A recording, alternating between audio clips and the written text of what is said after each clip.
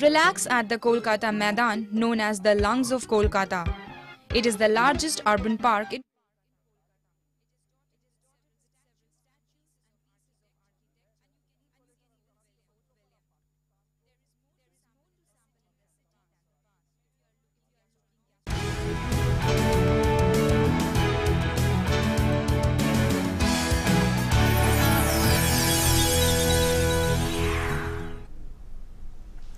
Hello, good evening. Much is being talked about and post-mortemed on India's semi-final loss tonight in the Cricket World Cup. How table toppers in the round robins lost to the number 4 team. Why couldn't the top order see off the Kiwi Pacers in the initial 10 overs? And why was MS Dhoni sent in after the likes of Dinesh Karthik, Rishabh Pant and Hardik Pandya? But India is out of the World Cup after a brave battle. And we will try to put across a dispassionate perspective on this reality in Newsnight tonight. I'm Gautam Roy. We'll also be talking about a slew of big-ticket Union Cabinet decisions taken today which will impact lives of rural folk, workers, women and children, apart from boosting the ease of living in the country. But first, our headlines. In a major boost to rural connectivity, Cabinet approves launch of Pradhan Mantri Gram Sadak Yojana 3. 1.25 lakh kilometers of roads to be networked at an estimated cost of 80,250 crore rupees. Code on Occupational Safety, Health and Working Conditions Bill gets green signal. 13 central labour laws brought in the ambit of a new code. Rules framed for women working in night shifts. Cabinet approves amendments to POCSO Act providing death penalty provisions for sexual offences against children. Bill for empowerment of transgendered persons gets Cabinet nod. Amendment Bill to streamline adjudication of interstate river water disputes also approved. Finance Minister Nirmala Sitharaman replies to the general discussion on the union budget, says the government is committed to the path of fiscal consolidation without cutting spending. Several steps are being taken to make India a $5 trillion economy by 2024-25, such as enhancing investments in infrastructure, liberalization in the foreign direct investment policy and lowering of corporate tax.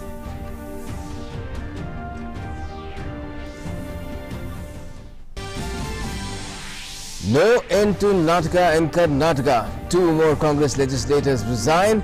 Congress supporters nearly come to blows with the rebel MLAs.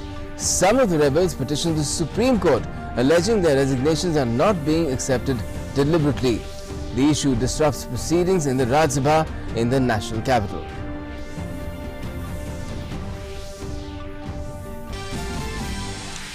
The Congress cookie also crumbles in Goa. 10-party MLAs break away, submitting letter to Speaker informing him about leaving the party, likely to back the BJP government in the state.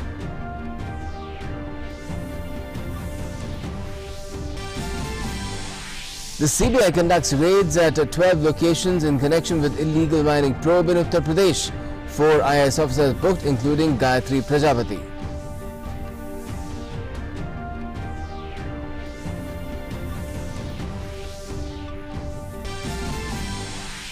Crackdown against separatists remains ongoing in Jammu and Kashmir.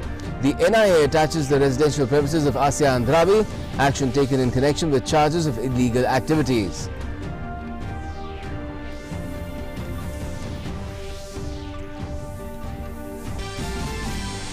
Fresh twist in the row between the US and the UK over leaked diplomatic emails. British envoy to Washington DC, Kim DeRoche, quits. Prime Minister Theresa May expresses regret over the development, says officials need to be able to give full and frank advice. And the dream of Team India reaching the Cricket World Cup finals is shattered. New Zealand defeat the boys in blue by 18 runs in the rain-delayed semi-final at Manchester. Australia and England are set to clash in the second semi-final tomorrow. Well, first, the Union Cabinet, under the chairpersonship of Prime Minister Narendra Modi, took a slew of decisions today, several involving enaction of new laws which will serve to raise the bar on ease of living in the country. Be it rural road connectivity or safety of children from sexual offenders, be it the rights of transgenders or the interest of workers and people falling victim to Ponzi schemes. most of the cabinet decisions taken today are cut out for landmark status in the coming years. The Union Cabinet met on Wednesday in Parliament under the chairmanship of Prime Minister Narendra Modi and took key decisions related to cracking down on offences against children, streamlining labour laws and promoting workers' interest, boosting rural connectivity, banning chit funds, among others.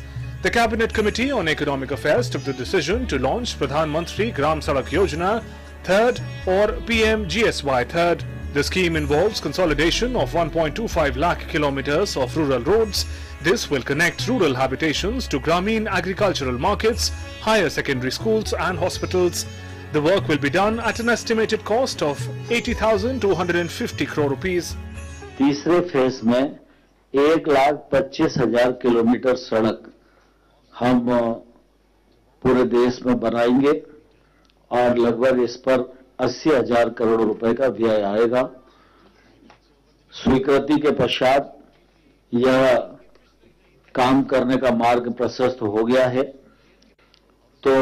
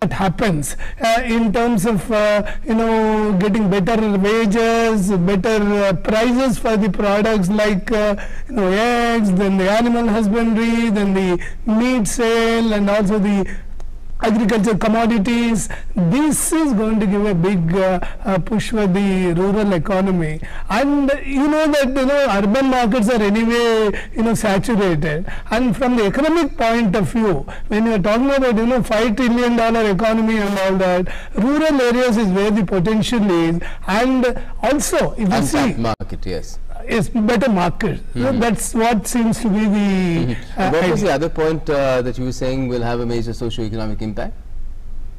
Badri, you said two. One, you said the rural roads, and the other one is? The second big decision which I thought was the decision on providing better healthcare facilities and all that. For workers? For the workers, essentially. The cabinet, what it has done, the government has done is to combine at least 13 different acts and legislations and brought them under one code, and it is called the Health, Safety and Working Conditions Act. And what will happen through this is, for example, many a time in the construction business, a lot of people die because or they get injured and all that, workers, because the working conditions are very bad there. Yes. Secondly, immediate health care is not given, at least some kind of relief. The point is, any company which employs 10 or more workers is going to be will have to comply with this new code. Earlier, only about 6 or 7 sectors this code was applicable. Now what will happen is it will be across the spectrum of industries, and any firm which employs more than 10 workers will have to comply with all the decisions. For example, and Shekhar, if I could come to you on this, workers would definitely benefit, but the companies themselves should also benefit with these kind of provisions, because if workers are better looked after, they will be more productive, and in the end boost up the bottom line. Yeah, indeed, because one, it does away with this plethora of registrations. And there's an ease of doing business. So you register yourself once, and of course, if you are a company employing 10 or more people, you will have to provide an appointment letter, which is very important. We have seen how a lot of these companies, a lot of these firms which employ more than 10 people, there is no system of contract, no system of appointment. It's just a hire and fire. In such a situation, now they will be required to give them appointment, and also beyond certain age, they will have to provide free medical care and checkup. So this is very important, because a lot of our factories which are operating across the country, there is no health care worth the name, and sometimes worker who has spent a long time in that particular job, and finally when he is ill, there is no one to take care, and particularly the companies don't take care, these establishments. And also this is also taken care of one more. Of relevance to the media profession as well. Yeah, it has taken care of other professionals. Even the description of working journalist has been going to be expanded, and also people working in electronic media. So they were hitherto not covered under this Working Journalists Act. They will also be brought in, and then there is a provision for as far as how women should be employed after 7 p.m. and before 6 a.m. Yes. So which means how women will be doing night duty. Consent for night shift. Yeah, and night duty, again there is a provision that it has to be by their consent, and the employer has to provide the minimum facilities in terms of safety, security, and all these things will have to be done. So this is in a way codifies the way the labor should be treated. This is important in the sense that also in terms of mechanism, there is a move for a tripartite system, and also within the company there will be the two-party way, the employees and the management. And where it comes to monitoring, there will be the state, the employers organization and the employees union. So in a way it tries to do away with cumbersome laws, at the same time make it clear in terms of workers' rights and privileges, and also it makes it easier for the businesses also. They no longer have to deal with too many labor inspectors and all that. They, it's very clear as to what are the requirements that they need to do for the workers, and in terms of the wages, in terms of the durability of their employment. So I think this is a big step, because this is actually a code that will take into account all those laws which Badri mentioned. Almost 13 central labor laws will be covered under this code. And I think the other thing is the workers, nowadays it also takes care of one type of, which is the migrant labor. You have people moving from one state to another, and this deals with them, so that the workers who move from the place of the original state to another place, they are also covered, because for livelihood they keep moving. So this will track that kind of labor and see that the cover that is given to them is protected. Definitely, and we hope that this comes about as soon as possible, perhaps in the ongoing session of Parliament. Disruptions not getting in the way. And Badri, again, Parliament needs to function smoothly, because if that happens, then the law that gives added protection to children against sexual offenders also ensures the rights of transgenders. These two are also in the lineup. It's been cleared by the cabinet today. Again, major changes, major legislations. Yes, in the sense that two major legislations that will be introduced by the government in the Parliament is, one is on the sexual offences against the children. And here you have a provision for some kind of a stringent punishment, which will try and prevent atrocities against kids at different places, public places. Yes, we're running something else on the screen right now about resolving river water disputes, but that again is a very key decision. Yes, the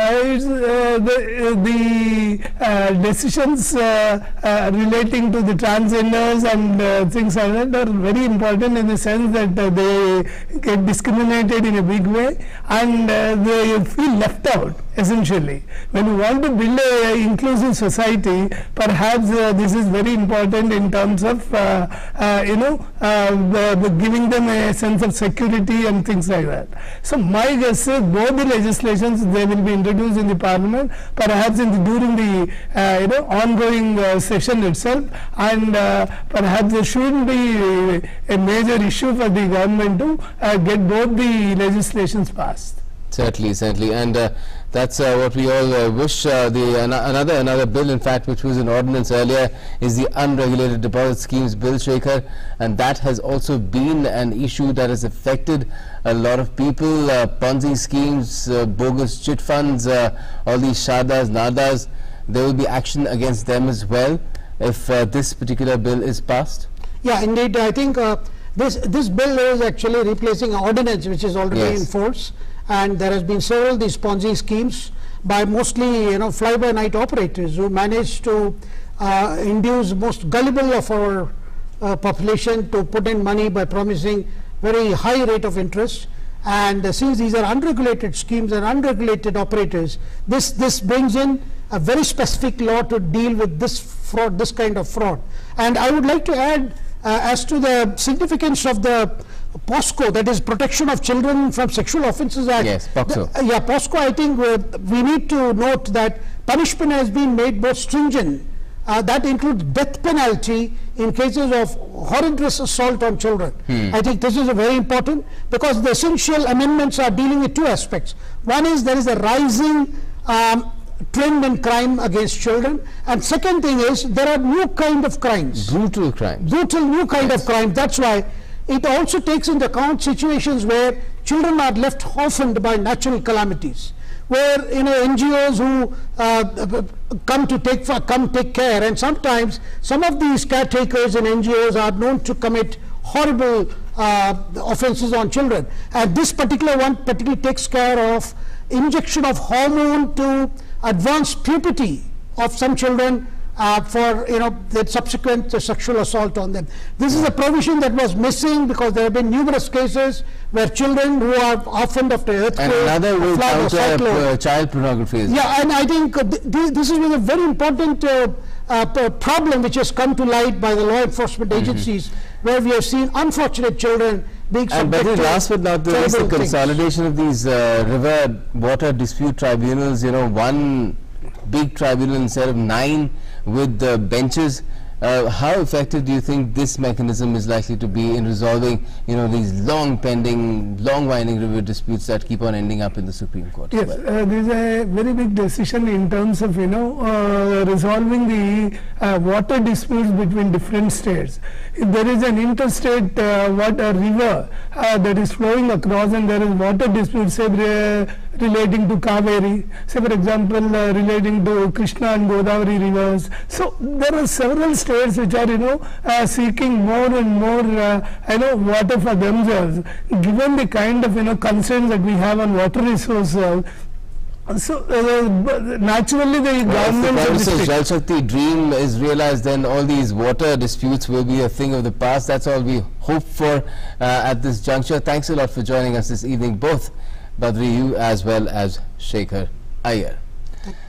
Okay, moving on now. Union Finance Minister Nirmala Sitharaman today assured members of the Lok Sabha in her reply to the general discussion on the union budget that the government will stick to the fiscal consolidation roadmap without compromising on public spending. She said India is on course for becoming a $5 trillion economy by 2024-25 on the back of a range of initiatives such as heavy infra spend, policy measures to boost foreign investment and creating jobs, apart from backing farmers to the hilt. Union Finance Minister Nirmala Sitharaman responded to the budget discussion, which lasted for 2 days in Lok Sabha.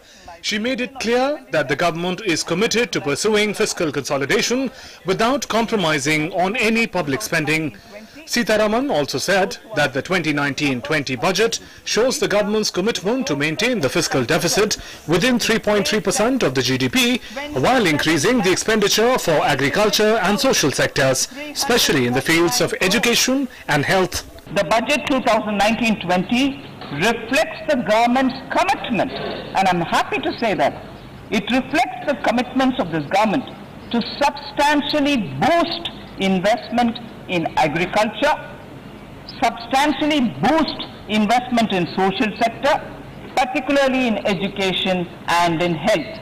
Finance Minister also said that the government is taking several steps to achieve the aim of making the country a $5 trillion economy. We've kept ourselves a mid-decadal target, which is the $5 trillion economy, $5 trillion US dollar economy target, and towards it we spoke of effectively bringing a good cycle towards investment, towards generating more jobs, towards greater manufacturing within India and making India a manufacturing hub. Talking about the government's commitment for farmers' welfare, Finance Minister said that in the last 5 years, everything possible has been done for the welfare of the farmers. She said the government is working to arrange funds to implement PM Samman Nidhi Yojana.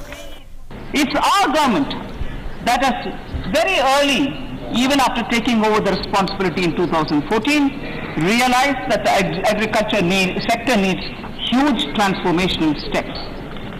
It is in this context that the Prime Minister had committed to doubling of farmers' income by 2022. The Finance Minister said that the budget estimates for the expenditure under the heads of defence, pension and salary, national security and government's establishments are adequate and substantial. She also said that the government plans to accelerate development of infrastructure. For this, government is planning to invest 100 lakh crore rupees over the next 5 years. Nirmala Sitharaman said that government is planning to introduce a 4R strategy to tackle NPAs. She said that government has drafted stricter laws to tackle the menace. This government came up with a 4R strategy consisting of recognition of NPAs transparently, leading to resolution, the first R, recovery of value from stressed assets, the second R, recapitalizing the public sector banks, the third R, and the fourth, the reforms in public sector banks and financial ecosystem. While Finance Minister was responding to the discussion on budget in Lok Sabha, the discussion began in Rajya Sabha as well. The upper house could not take up the discussion on Tuesday as it was adjourned for the day because of ruckus by the opposition. On Wednesday too, the discussion didn't get very far and the house had to be adjourned for the day. With Parliament team, Newsnight Desk, DD India. Now the Nataka in Karnataka is refusing to end. Another nail was struck in the coffin of the Congress-JDS coalition government, with 2 more of the grand old party's MLAs resigning today. The day also saw Congress supporters coming to blows, nearly blows, with some of the rebel legislators, while the rebels also approached the Supreme Court alleging deliberate ploy to not accept their resignation letters. The ongoing political crisis in Karnataka deepened as 2 more Congress MLAs submitted their resignation. 2 Congress MLAs, MTB Nagaraj and Dr. K. Sudhakar, submitted their resignation to the Speaker of the Assembly in Bengaluru. However, the Speaker has not yet accepted any resignations till date. In a press conference, the Speaker spoke of the steps that need to be taken as well as the procedures to be followed before a decision is taken on the matter. I have not accepted any resignations. I can't do it overnight like that. I have given them time on 17th. I will go through the procedure and take a decision later. When the 2 Congress MLAs reached the Assembly to submit their resignations, a scuffle broke out between them and Congress MLAs. Both were locked into a room briefly to prevent them from resigning. Following this ruckus, both the BJP and Congress protested in Bengaluru. The BJP sought the resignation of Chief Minister H.D. Kumaraswamy, claiming that he has lost the majority in the House after the spate of resignations. After the protest, former Chief Minister B.H. Yediyurappa met Governor and claimed that the current coalition government has lost the majority and the Chief Minister should resign. Later, he met with the Speaker of the Assembly as well. We have given the memorandum to Governor. Yes, sir. When Kumaraswamy lost his majority, he has no moral right to continue as Chief Minister of Karnataka. Yes, sir. And also Speaker is delaying. So we requested Governor to explain the things. In Mumbai too, drama unfolded at the hotel where the rebel leaders are putting up. Congress leader D. Shivakumar wasn't allowed to enter the hotel where he had booked a room. When he refused to budge, Mumbai police detained him. He has now been released and is being sent back to Bengaluru. MLAs had returned to the police commissioner in Mumbai seeking security. They said that Shivakumar's arrival was a threat to them. I can't go like that. I've come here to meet my friends. And the police commissioner has come and asked me that. I said I can't live here, I come for a purpose. And they are my friends, they have been colleagues with us. The political crisis in Karnataka reached the Supreme Court as well when 10 Rebel Congress and JDS MLAs moved their plea alleging that the State Assembly Speaker is deliberately not accepting their resignations. Petition is by 10 MLAs. They have resigned voluntarily. And they are complaining that the Speaker is not taking an immediate decision thereupon and is deliberately delaying it for various reasons. So we have asked the court to immediately take up the petition. I expect that the petition will come up tomorrow. The echo of the crisis were heard in Parliament as well. Uproar by the Congress over the political crisis stalled major part of proceedings in the Rajya Sabha for the second straight day on Wednesday. The upper house was adjourned thrice before being adjourned for the day after Treasury and opposition benches agreed to continue the discussion on the budget on Thursday. In Lok Sabha too, the Congress raised the issue for the 3rd consecutive day. Congress, TMC, DMK, NCP walked out in protest. The government, however, distanced itself from the crisis, saying that it was the Congress party's internal matter. Actually, it is the Congress which is doing all kinds of efforts, resignation of all ministers to make vacancies for rebels to be taken over as ministers, and many other lollipops are offered, and therefore the matter, because it's their own party problem. We don't want to comment on that. It's a inner party problem. Those who have resigned have blamed their own leadership. The last 5 days have seen 16 MLAs resigning in Karnataka. The coalition government in Karnataka is now on the brink of a collapse. If all the resignations are accepted, the coalition will be reduced to a head count of 100, which is short of the halfway mark given the reduced strength of the House. Aisha Khanum and Ajay Vikram Singh's report from Bengaluru for DD India. So the coalition government in Karnataka is literally gasping for air in an effort to survive. Let me bring in Aisha Khanum from Bengaluru for more on this. My colleague Aisha, where is this crisis headed? When will it end, one way or the other? Well, this session is very important and it had to be called because the finance bill has to be approved before 30th July. But now with this chaos, it seems very difficult that this finance bill will be allowed to be passed on the floor of the House. Forget the numbers that Kumaraswamy has with him. But this finance bill, which could be defeated on the floor of the House when the session commences on July 12th. So this could cast a big question on the financial status of the state. So as the session convenes, so we can see that the members, the opposition members, could attack the ruling party because the House may not be in order. Today itself, Yediyurappa told the governor that there is no government in place in Karnataka and all the ministers have resigned, and therefore there is constitutional breakdown in the state and Kumaraswamy should resign as the chief minister. Well, the budget session, Aisha, is beginning the day after on the 12th of July. What can we expect will happen tomorrow? Perhaps more resignations? Well, there could be more resignations because we are seeing the way there were 2 more resignations today, and some of the fence sitters in Congress could come forward and resign. According to sources, we were told that there are 6 more MLAs who could resign, and out of these 6, 2 have resigned, so 4 more could also put in their resignations and reach the Speaker's office. So it was a big challenge for Congress to see to that none of the other MLAs resigned, but they could not stop the resignation of the 2 MLAs. And all the rebel MLAs now in Mumbai have made it very clear that they will not withdraw the resignation and they will not come back to Karnataka. Right, and even D.K. Shivkumar could do very little about it today, camping outside the hotel held at sway by the police. Thanks for joining us, Aisha. For the moment, we remain, of course, glued to all the information that you can provide us in this drama that is going on. And now, the desertion outbreak that has happened for the Congress in Karnataka seems to have spread to Goa.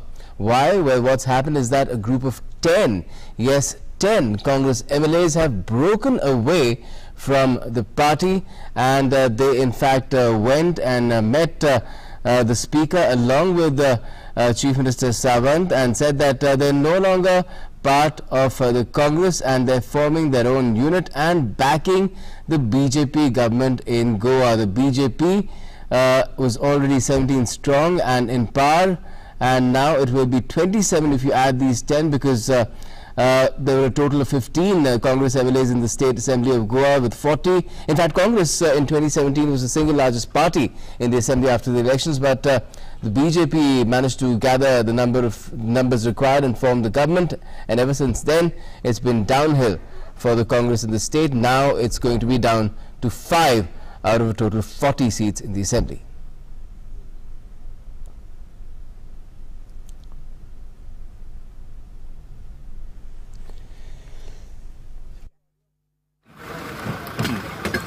आज BJP में मर्ज हुए 10 कांग्रेस के विधायक, और मोदी जी के हाथ और अमित शाह और हमारे चीफ मिनिस्टर के हाथ स्ट्रेंथन करने के लिए, घट करने के लिए ज्वाइन हुए, गोवा के डेवलपमेंट के लिए ज्वाइन हुए. Okay, let me bring in my colleague and our correspondent Ravi Raj for more on this, joining us from Tanjim. Ravi Raj, just tell us, is this the impact of what's been happening in Karnataka and Telangana even earlier, or something had been brewing in Goa for a long time and suddenly it's sort of reached an extent where the tide seems to have become visible? Yeah, this is not an impact of situation in Karnataka or Telangana. This has been happening since long time. You might remember 3 months back there was the news that some Congress element was leading to join BJP, But during that time, central leadership put it on hold. And the last thing is that this development was going, and from today afternoon, there was news that the same MLAs will join BJP. So in the evening 7:30, finally they went to assembly and they were submitted to Speaker about the planning merging their legislative assembly group to BJP. Okay. Well, there you have it. That's what Ravi Raj is telling us, that this had been brewing for some time, and there was nothing that the Goa unit of the Congress apparently could do about it. And now just 5 left for the Congress in an assembly where it was in is the single largest party after the 2017 state elections. Moving on, the National Investigation Agency has attached the residence of Kashmiri separatist leader Asya Andrabi for allegedly supporting terror activities in Jammu and Kashmir, Srinagar, in a terror funding case. Action against Andrabi was taken in connection with a case registered by the agency. Her house was attached under the provisions of the Unlawful Activities Prevention Act after specific inputs about terrorist activities being carried out from those premises. The NIA said that Dukhtarane Millat chief Asya Andrabi has confessed during an interrogation that she had been collecting funds and donations from foreign sources to organize protests by women in the state.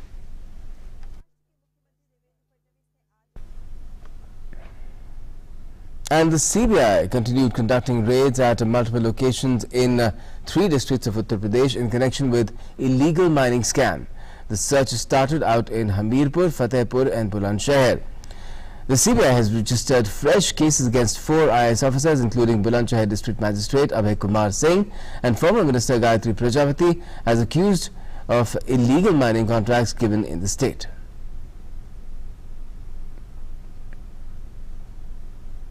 Well, it's been 20 years since the Kargil War of 1999. Our correspondent Nandita Dagar visited point 4875, which was recaptured by Paramveer Chakra Captain Vikram Batra. She spoke to his brother on the Batra top, where he attained martyrdom. We are atop point 4875.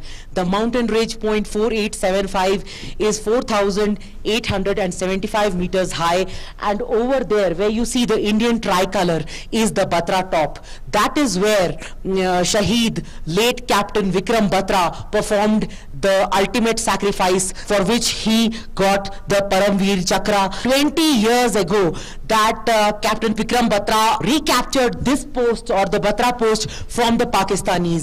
Of course, 13 Jammu and Kashmir Rifles first captured point 5140 mountain, and then they got to capturing this point 4875. The same date, 7th July 2019, 20 years exactly, after Captain Vikram Batra performed this supreme sacrifice. What are your thoughts, sir? He's your twin brother. I'm sure there is a special bond. And I, got a confirmation from General Joshi that Vishal, finally a dream of visiting 4875 is on, and we've got the due permissions for you.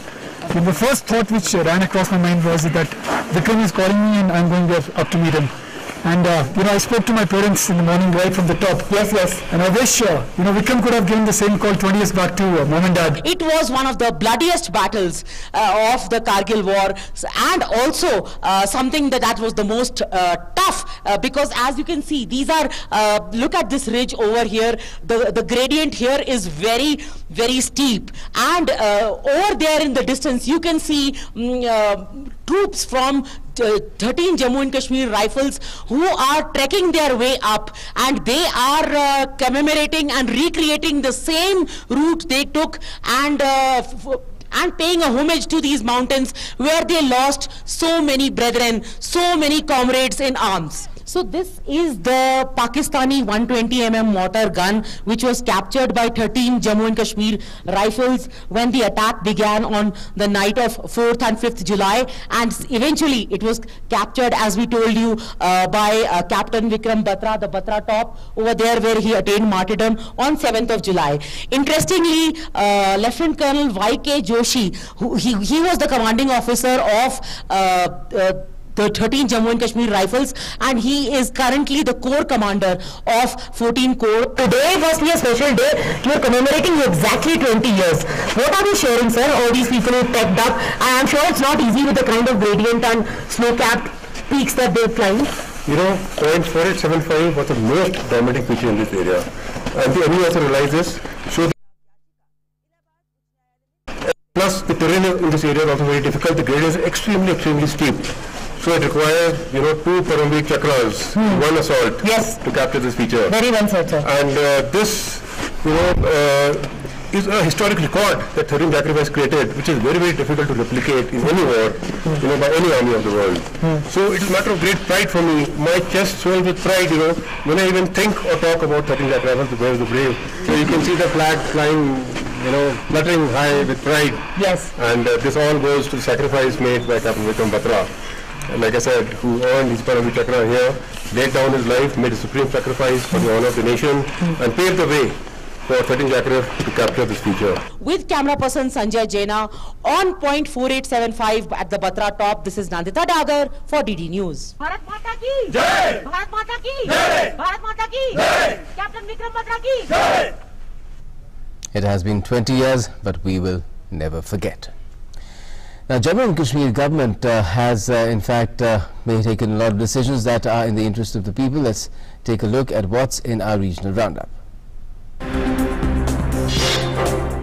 2 multi-story buildings collapsed near Hutchins Road in Bengaluru. 7 people have been rescued so far from the collapsed under construction building, and 1 person died in the incident.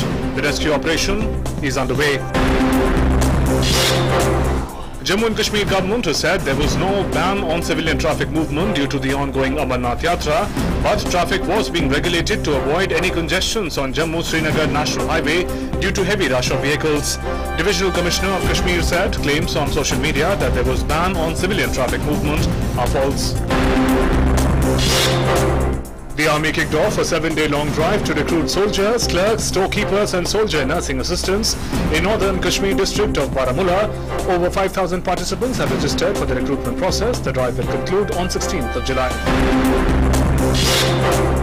Rajasthan Chief Minister Ashok Gehlot presented the budget for 2019-20 in State Assembly. He proposed a Rs 1,000 crore fund for farmers' welfare apart from various schemes in irrigation, renewable energy and health sectors. After losing the parliamentary constituency to Union Minister Smriti Irani, in the recent Lok Sabha polls, Congress leader Rahul Gandhi visited Amethi for the first time. He also attended a review meeting with party office bearers and leaders at Nirmala Devi Educational Institute in Gauriganj. Aam Aadmi Party has ruled out an alliance with the Jan Nayak Janata Party or JJP for the upcoming elections in Haryana. The AAP-JJP alliance lost all 10 seats it contested in Lok Sabha elections in Haryana earlier this year. The assembly elections in Haryana are due in October 2019. 12 children who belong to West Bengal were allegedly illegally employed in a cable assembly factory in Kathua were rescued by Child Protection Services. Police have sent the children to District Hospital for medical checkup and age verification. Apart from consistently extending a helping hand to the devotees to make their Char Dham Yatra more convenient, women personnel of Indo-Tibetan Border Police cleaned the banks of Alaknanda River in Badrinath during a cleanliness drive. And it was heartbreak, shattered really for all Indian cricket fans as New Zealand reached the finals of the 2019 ICC World Cup with a stunning 18-run win over India at Old Trafford. The Black Caps survived a late flourish from Ravindra Jadeja to reach their 2nd straight finals. Chasing a 240 target, India suffered a dramatic top-order collapse to be dismissed for 221. Rohit Sharma, Virat Kohli and KL Rahul all managed just a single apiece as India were reduced to 5 for 3 by New Zealand pacemen Trent Boult and Matt Henry. New Zealand reached their 2nd successive World Cup final after dramatically toppling India by 18 runs at the Old Trafford in Manchester on Wednesday. Star batsman Rohit Sharma and Virat Kohli had misfired at Old Trafford. India lost key batsmen Rohit Sharma, Kohli and KL Rahul for just 1 run each as they slumped to 5 for 3 and were 24 for 4 when Dinesh Karthik was out for 6.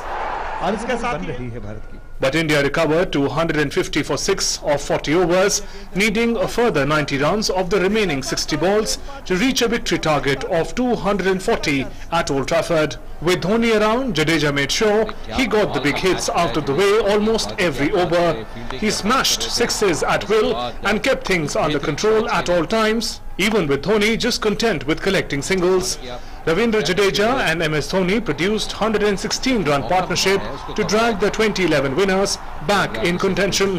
But a stupendous 47th over from Matt Henry, where he went for just 5 runs, changed the complexion of the game. Bolt got the huge wicket of Jadeja in the next over, with the left-hander skiing a good length delivery to Williamson for 75. The moment of the match, though, came from Martin Guptill. Dhoni tucked the ball to the onside and was going for a second run. He was run out for 50, courtesy a direct hit from Guptill that all but sealed the game.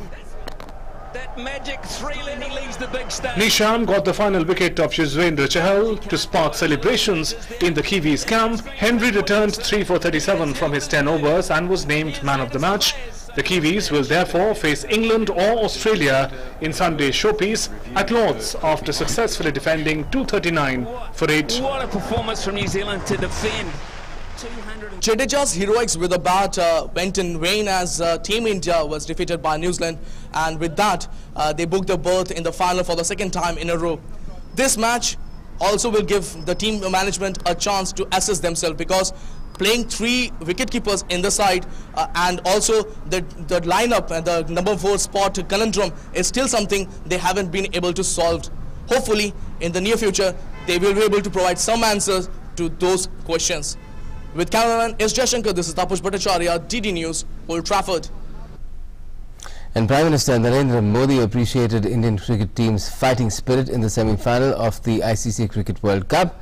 The PM tweeted, a disappointing result, but good to see Team India's fighting spirit till the very end. India batted, bowled, fielded well throughout the tournament, of which we are very proud. Wins and losses are a part of life. Best wishes to the team for their future endeavours. And listen to what some disappointed fans in Manchester had to say about India's loss. Joining me are some of the supporters of Indian team who are dejected, upset that the team didn't do well in the semi-final. Let's hear some of the reaction. Yep.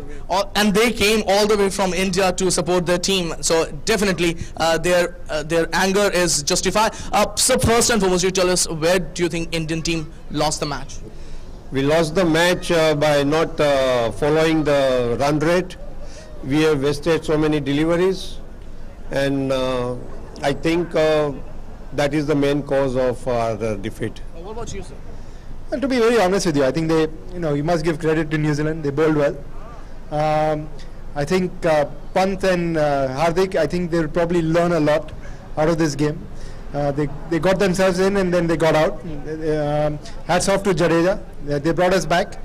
And then Dhoni made sure that the World Cup which he had won for us in 2011 slipped away this time. So anyway, all well done in Team India. I think they played well. They deserve. What about you? I think we lost the match in the start only when Rohit Sharma and Virat Kohli didn't perform. I wanted them to perform. But it's okay. Hardik Pandya should have played a better shot with Rishabh Pant. It's okay, well played India. Indian fans definitely disappointed, but then that's life. That's how games played. With cameraman S. Jaishankar, this is Tapush Bhattacharya, DD News, Old Trafford. And let's take you across straight to Manchester to a visibly disappointed Tapush Bhattacharya. Tapush, we talked about it yesterday, and we thought that even with the low score, perhaps New Zealand could defend it, and it's just that the Indian top order proved us right. Yeah, absolutely. And when the match was about to start today, there was a New Zealand journalist who was coming from somewhere else. So he saw me and he said, you know what? If we pick up a couple of wickets, you guys might be in trouble. And exactly what happened. Not just a couple of wickets, we lost 3 quick wickets, all 3 for 1 run. all three of them scored 1 run each, and that's actually a record for the first time in an ICC knockout match. Top 3 has scored 1 run. That never has happened. So that's a unwanted record that Team India will now have. And you know, after that, even after that, you may have some off days where your openers may not do well. It is the responsibility of the middle order, lower middle order, to make sure that they take the team home, and that didn't happen. Rishabh Pant and Hardik Pandya were settled. They were looking good. If they could have stayed there another 5 overs to at least 10 overs, the complexion of the match would have been different. I would have been in a different mood. You would have been talking in a different, you would have asked me a different question. Things would have been very different. But then ifs and buts doesn't work, and this is a reality. They lost by 18 runs, and a lot permutation and combination if the team needs to take a look at. They need to do a proper, thorough, in-depth analysis of what exactly went wrong. You cannot come to a World Cup one batsman shot. You're playing 3 wicketkeeper at a stretch. With Dinesh Karthik's inability to adjust to the moving ball was again found out today. Rishabh Pant's temperament is something that a lot of people will be asking question about. Hardik Pandya, he's a hitter. You put him, you send him ahead of Dhoni. What kind of message you are giving to Dhoni? In the press conference, the Captain Kohli comes up and say that he has full support to Dhoni. He believes that he is the guy he is looking forward to, and then you sent a guy like Hardik Pandya ahead of Dhoni. If Dhoni probably would have come earlier, it would have stabilized the innings, and probably when Hardik Pandya comes down the line, down the order, with the asking rate even 10 to 15, he could have easily clobbered the bowlers for. So again, that number 4 at that time, both Dhoni and Jadeja. Again, the number 4 slot, the question opens up on that, and I think another question, and there are so many of his fans and detractors asking it, what does fate now hold for MS Dhoni?